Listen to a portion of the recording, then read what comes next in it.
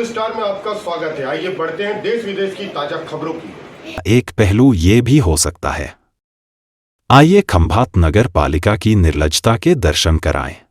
या कभी कोई ये सोच भी सकता है कि विरोध पक्ष अंतिम क्रिया का सामान चीफ ऑफिसर को देने की नौबत आए। आज ऐसा हुआ जी खंभात में।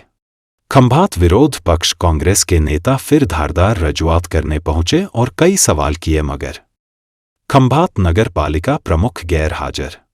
दर्शकों को बताते चलें कि खंभात नगर पालिका या सत्ता का सुख भोगने वाले करीब 35 सालों से एक तरफा शासन करने के बावजूद भी प्रजा को मूलभूत सुविधा नहीं दे पा रही।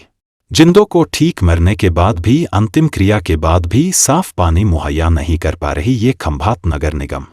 श्मशान में पानी जैसी सुविधा भी अगर नहीं दे पाती हो तो क्या कहिएगा।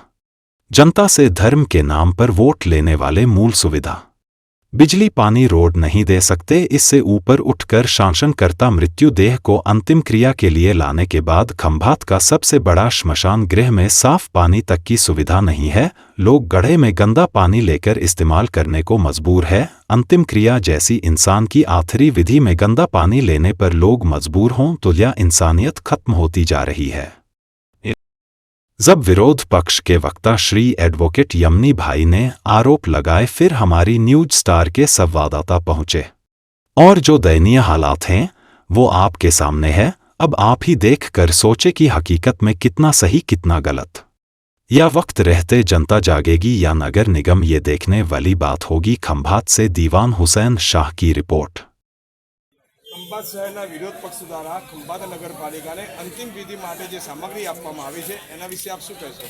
ખંભાત નગરપાલિકા તરફથી દરેકને વિના મૂલ્યે અંતિમ વિધિને છાણા, નારિયેલ, નાળાછડી એ વસ્તુ ફ્રીમાં આપવામાં આવતી હતી. છેલ્લા 3 માસથી એ બંધ કરવામાં આવી છે. એના માટે અમે રજૂઆત કરી પણ નગરપાલિકામાં આ બાબતમાં કોઈ ધ્યાન આપવામાં આવતું નથી.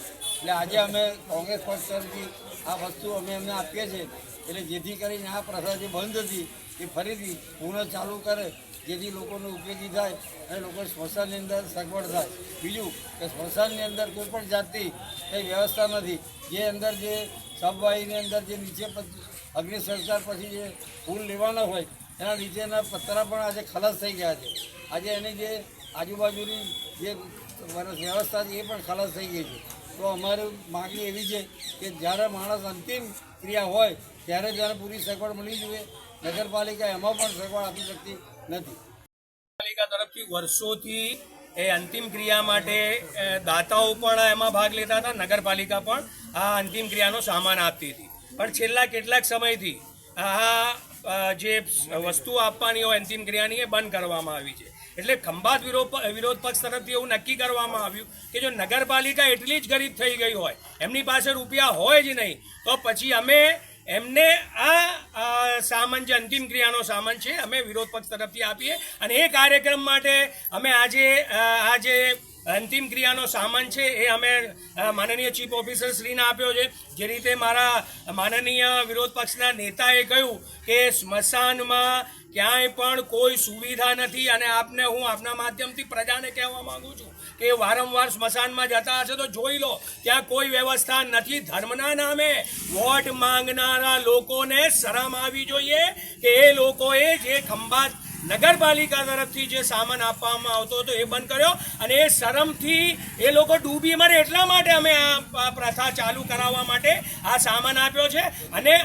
અને બીજી વસ્તુ, સ્મશાન માટે તો ઠીક, મેં કબ્રસ્તાન, સાર્વજનિક કબ્રસ્તાન માટે LED લાઇટ અને પાણીની વ્યવસ્થા માટે 3 વાર લેટર લખ્યા, તો પણ આજ દિન સુધી એ પણ કામ નથી થયું. જો એ લોકો સ્મશાનમાં જો વ્યવસ્થા ના કરી શકતા હોય તો પછી કબ્રસ્તાનમાં તો ક્યાંથી આપવાના છે?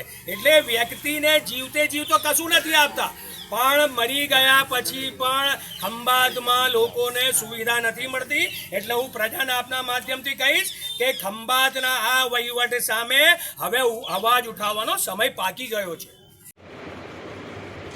अगर हमारी खबरें आपको पसंद आती है तो हमारे चैनल को लाइक करें, सब्सक्राइब करें और शेयर करें।